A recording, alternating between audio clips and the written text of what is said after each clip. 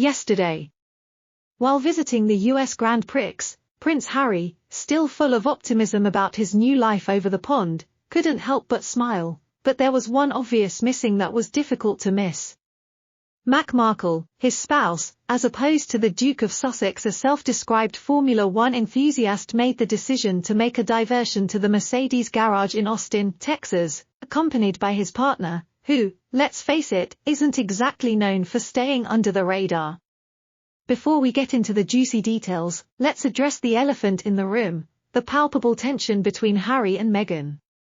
This couple, who were once heralded as the epitome of modern royalty, is displaying signs of strain in their relationship.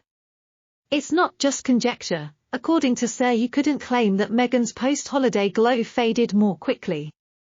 Grand Prix is where royal drama first appeared. Harry looked happy at first, but the good days were short-lived.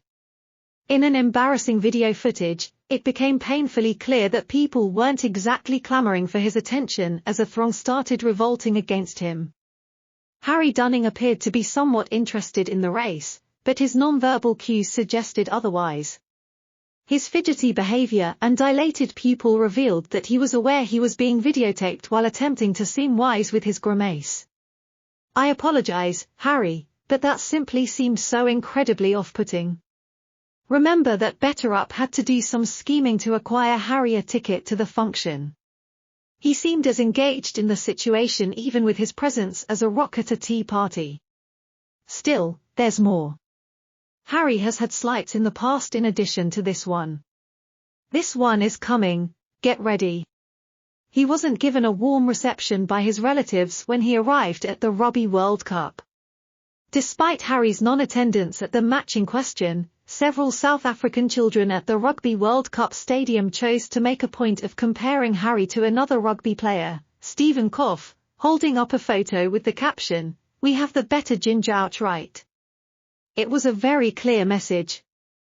This week, South African children are making Harry feel less like Mickey than they did last week when Kate Middleton appeared at an event. Frenchmen in the crowd boldly held up signs essentially begging her to divorce Prince William and marry them instead. These kids love Stephen more than they do Harry. Since they might not be suited for living in South Africa, it appears that the Sussexes might want to re-evaluate their thoughts of moving there.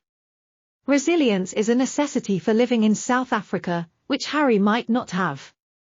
Harry seems to have an extremely privileged view of Africa since he was raised at a time when people catered to his every need. It's becoming clear that the sexes are burning bridges faster than a wildfire during the dry season.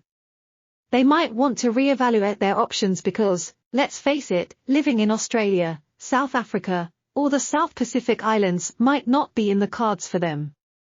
In contrast to the realities of life for most people on the continent, he can snap his fingers and have someone fan or feed him grapes in Africa.